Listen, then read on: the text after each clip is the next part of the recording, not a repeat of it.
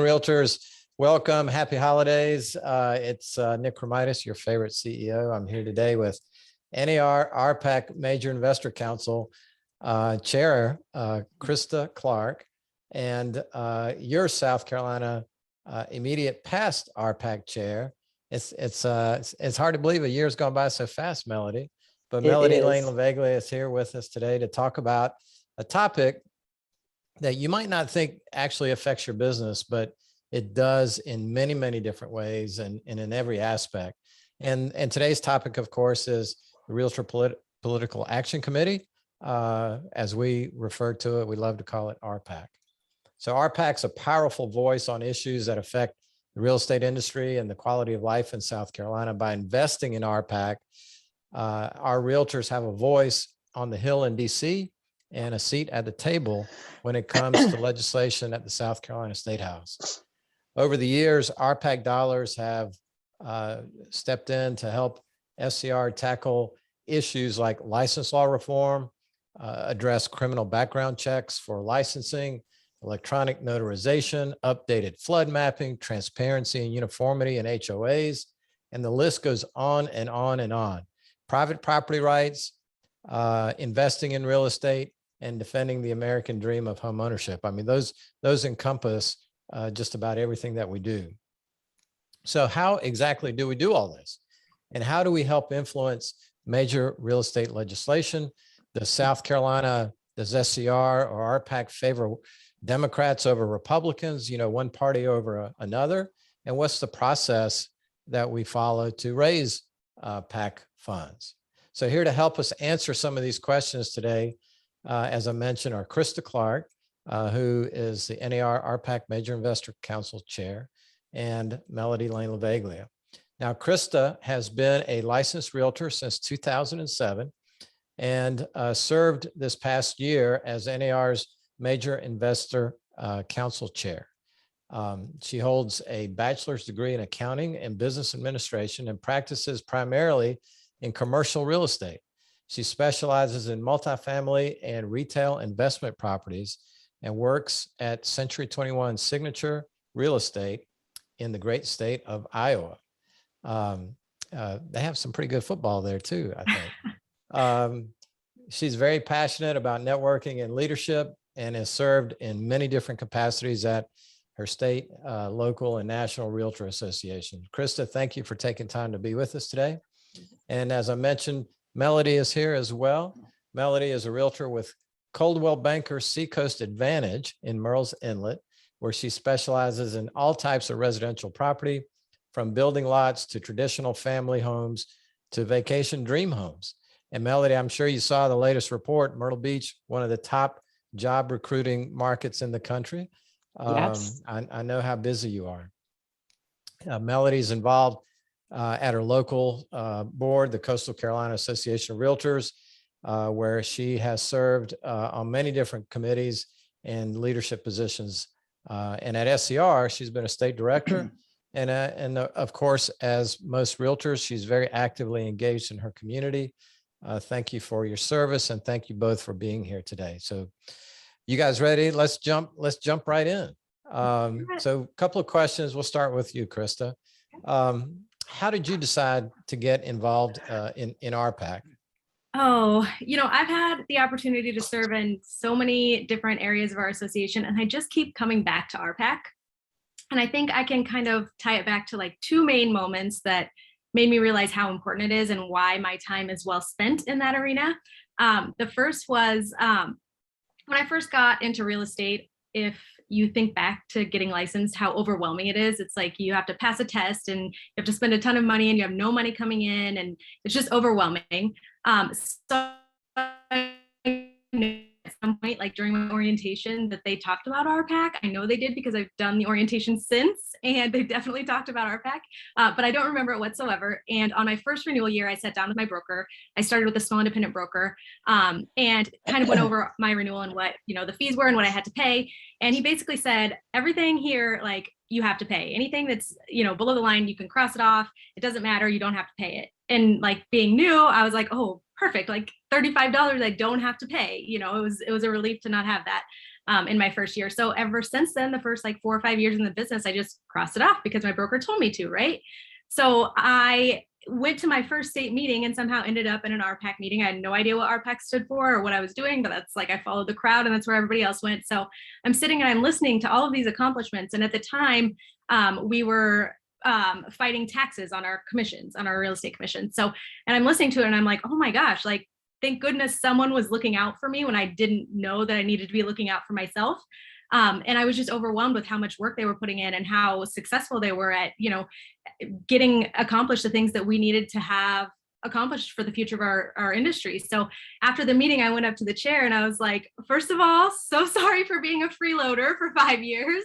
How can I get involved and how can I help? And the chair's response first was, well, write a check. So I went from never have invested in RPAC to being a major investor in that one meeting. And second of all, like sign up for the committee. We would love to have your energy and your excitement behind us. So it kind of made me realize that, even those who aren't investing are being protected by this. And I definitely don't want to be that one that's kind of skating by. I don't want to be the freeloader. So the second realization moment was we had a call for action. And at that time we were doing a first time home buyer savings account. So we'd had a call for action and I picked up the phone because I always, Realtor mobile text alerts will help make you do that very easily and simply. And we'll talk a little bit more about that later. I'd already done my my call for action online. And I just thought, I know my senator, I'm going to go ahead and pick up the phone and call him. And I call him and the phone rings like a half a ring and he answers and he's like, it's not like, hey, Krista, how are you? Or, hey, what's going on? He's like, call off your people, tell them to stop emailing me. I'm on your side. I've got it. We're good to go. So I just realized how much like the groundwork that we've been laying for the past, several decades really has really, set it up so that all we have to do is, tell them what's important to us and they've got our back. So those two things kind of really make me proud to be a realtor. I'm proud to be able to be a major investor and pick up the slack for the freeloaders that don't know why it's important yet. And I'm proud to be a realtor at the Capitol every year when we do our legislative visits as well. That's a great story. The takeaway for me is that for those of us that understand what RPAC is, I think we have an obligation to reach out and share that story, right? Because just like you were asked to join in, right? We have an obligation, I think, to spread that word and to explain to members, do a better job of explaining why RPAC is important. Absolutely. And once they get a taste of that culture, I think then they jump right in, just like you said. It's very exciting once you learn what we do as an organization.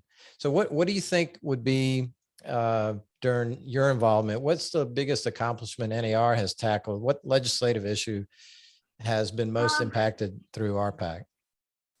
Initially I start to say everything that we've accomplished through the pandemic. So, PPP, unemployment for independent contractors, all of that. But then I really think hard about it. And while that's pertinent right now, and obviously it's a huge accomplishment for us, the one thing that I keep coming back to that we keep fighting for and we keep, defending and we keep coming out on top is the mortgage interest deduction.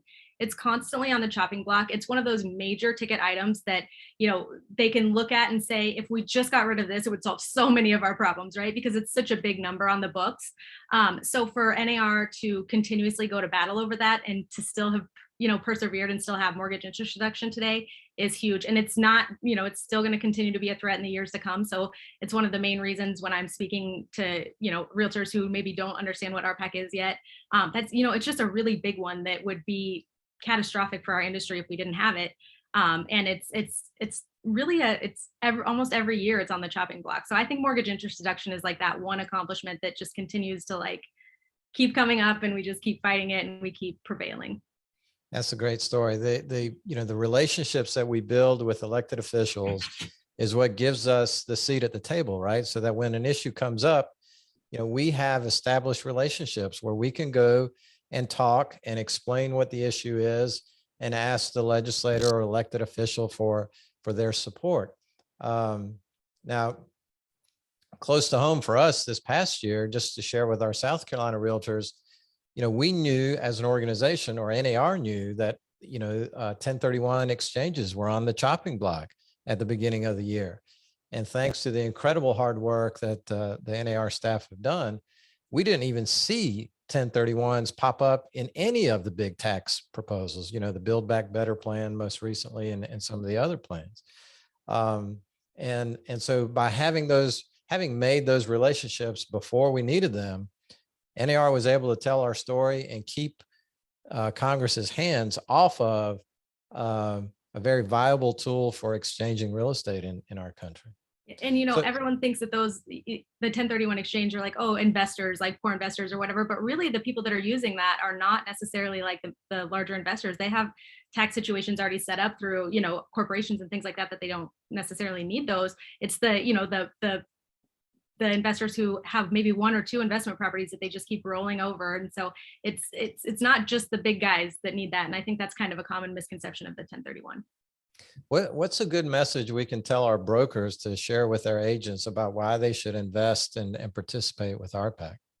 I think brokers in general they're one of the biggest stakeholders when it comes to the future of our industry. So having all hands on deck and making sure that, we shape the industry the way we want it to be, and that we're proactive and not reactive, and that we're, making our friends before we need them, as you said, is super important. And I keep coming back. I know I'm Major Investor Council chair, so I always feel kind of bad saying this, but if every realtor gave their fair share, invested their fair share $15, we wouldn't need to have, the conversations about getting major investors, and we wouldn't need the people to pick up the slack for the freeloaders. We wouldn't need any of that. And if you think about it from that perspective, if you as a broker can get each of your agents just to do that fair share, $15, think about how much you're moving our industry forward and protecting the industry into the future. So I think creating that culture early on, and not having a situation like me where, your agents don't really know what RPAC is or what it does for you.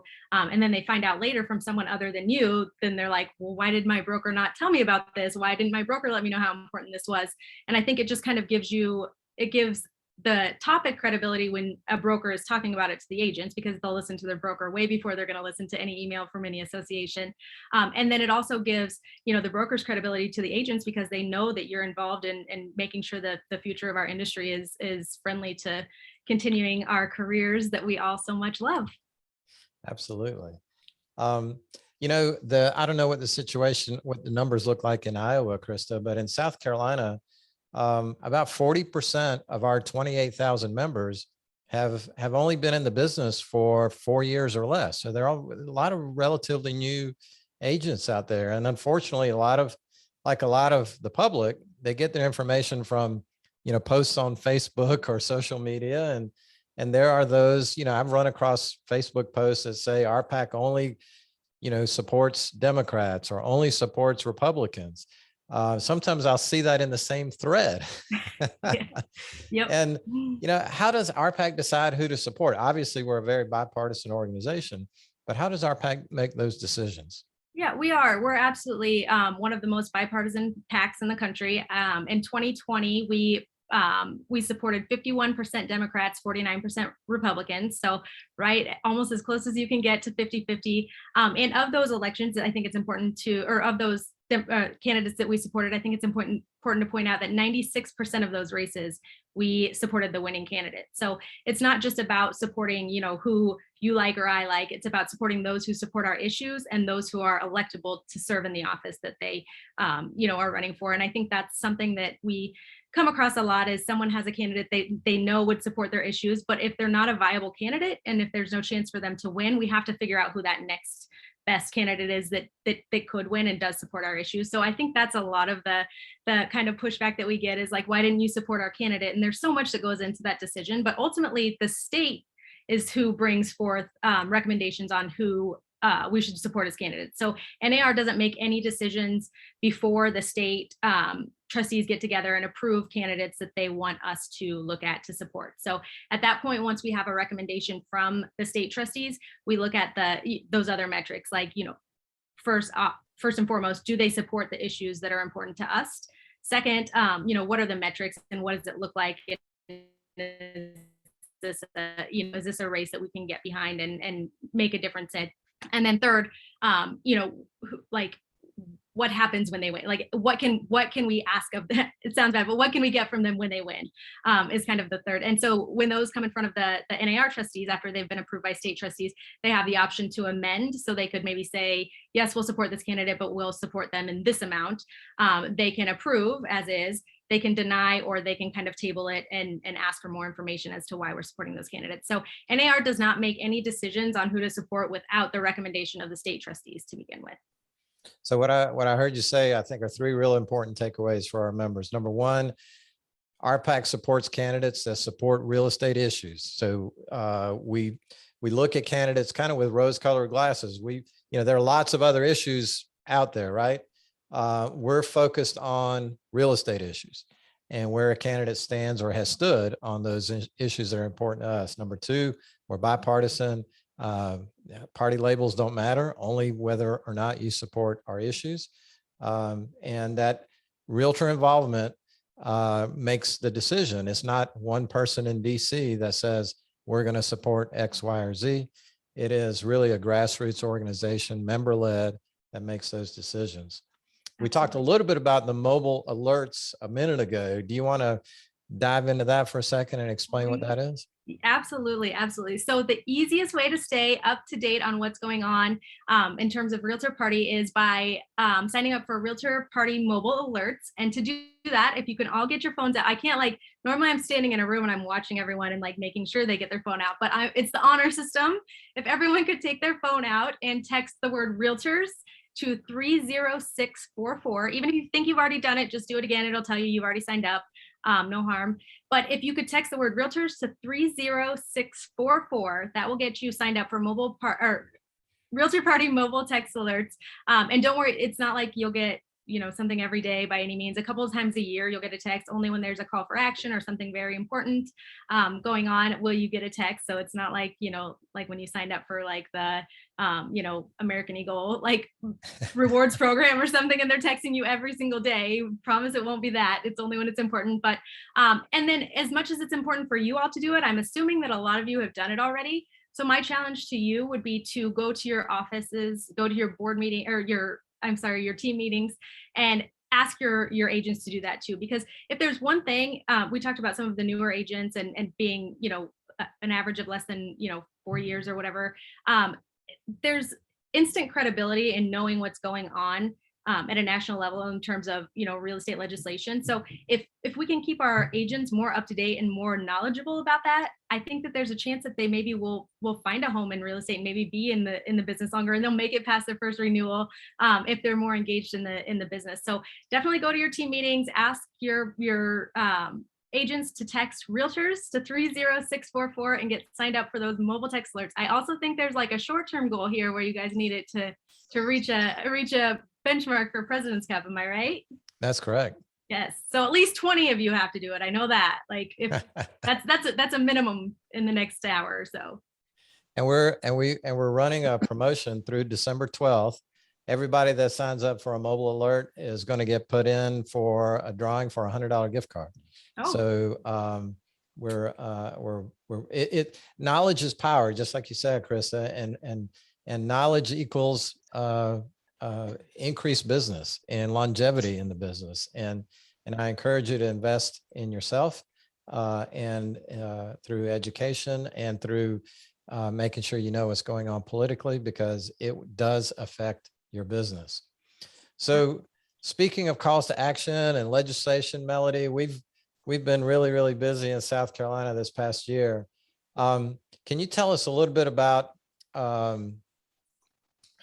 do members know what candidate RPAC supports? How do we get that message out? Sure. So SCR and most local boards publish a voter guide each election cycle. And the voter guide details how the candidate screening process works, how we choose candidates, and lists the names of candidates that are supported by RPAC along with their party affiliation. This voter guide typically goes out the week before Election Day via email to our members so that they can see what candidates are supportive of issues affecting their industry. It's the most popular day of the year for phone calls to me. Every time we put those voter guides out, I'll get a phone call from a member who said, why are you telling me how to vote, or how can y'all support this Democrat or that Republican? And it's kind of recaps everything we've talked about. It's an opportunity to explain to that member just how RPAC works, why party labels are unimportant, but why their positions on realtor issues are critical. And it's a wonderful learning opportunity. I love talking to realtors about politics. And that voter guide is merely explaining to our members, hey, we've done our homework. We've interviewed, we've screened these candidates. We know where they stand on real estate issues. And these are the candidates we believe are going to be the best for the real estate industry and for the business community in our state. So I know, none of this works without fundraising, right, Melody? We got to have the funds to run the PAC. So RPAC likes to put a little fun in the fundraising with different events like talent shows and different types of competitions and oyster roast. We've even done a clay shoot this year that was very popular. What fundraisers can we look forward to in the coming year? So yeah, our local boards and the SCR RPAC trustees are busy making plans now for the 2022 fundraisers. So be on the lookout in the coming months for the save the dates, where we're going to have several of those. I can tell you that we will host our annual online auction and that our annual sporting clays tournament next year, along with a few other events. Attending these fundraisers is a really great way to make your annual contribution to RPAC while still having a little fun and networking with realtors across the state. That's awesome. I know the clay shoot this year raised over $20,000. Was a lot of fun. A little cold. It was a little cold that day, but not cold like Iowa, Krista. We don't really get. It was like 60 degrees. So, but Melody, what are some other ways that members can learn about RPAC and our legislative process? Sure. So the Capitol Conference is a great, fun, and entertaining way to learn about the process. We've made it really easy this year. You don't even have to go anywhere. It's coming to you virtually on February 8th. This year, we have some great speakers and topics, so be sure to join by registering now at cc.screaltors.org. So that's Capitol Conference, that's at cc.screaltors.org. That's awesome. We look forward to Capitol Conference every year. Last year, with all the COVID protocols, we had to go virtual. We weren't, because we planned these things so far out in advance, we weren't sure what we were going to be able to do for this year. But we're having the virtual training event, as Melody mentioned, where members can learn all about RPAC. But we're also having a legislative reception the following evening with our legislators in Columbia, and that'll be in person. And I'm extremely excited about getting the group together to meet and greet with our legislators. So we've got a few more minutes here. So Mike, do we have any questions in the chat or any comments from any of the attendees today? I don't see any questions. If anyone does have any questions, you can type them into the chat or the Q&A module. That is not the voice of the Almighty. That was Mike Christ, who is our media director at SCR. Mike, thanks for getting all of this together today. Any questions coming up? I don't see any. Well, Michael, please share our contact information. And please, brokers, realtors, please reach out to us. We'd love to talk about politics. We'd love to talk about RPAC. Sarah Knox is our new political director at the association and just joined us this week. She replaces Sarah Brown, who recently left the association. And no, you don't have to be named Sarah to work at SCR. It's, I think, the fourth Sarah now that we've had at SCR. And our chief lobbyist, Lindsay Jackson, and her team that do such a great job at the State House every year. We're so appreciative of her staying on top of all of that. Austin Smallwood, who is, many of you know him from our legal hotline. He's also our director of regulatory affairs. He monitors and lobbies all of the commissions and agencies, the Real Estate Commission, DHEC, DNR. And you might wonder why why do we monitor DNR, the Department of Natural Resources? Well, you'd be shocked at the number of environmental issues that go through that agency every single year that impact private property rights. It wasn't just a few years ago, they wanted to limit the size and location of deep water docks. And I think Melody could tell you the the difference in valuation of a piece of property that has deep water access versus a property that does not. And so those are the kind of things that we're monitoring. Like I said, we've always got to have a seat at the table or we will be on the menu. So there you have it. Members, please remember, it's important to stay on top of these issues. Knowledge is power in our business. As Krista and Melody have shown us today, we really can make a difference. Together, we can make a difference, and we have, and we continue, and we will continue to do so with your support. Please don't forget to sign up for the mobile text alerts. Follow the SCR Facebook page at facebook.com/SC Realtors. We're always posting great stuff. And please make sure that you and your agents register and sign up for Capitol Conference. So thank you, Krista. Thank you, Melody. I appreciate your time and thank you for joining us today.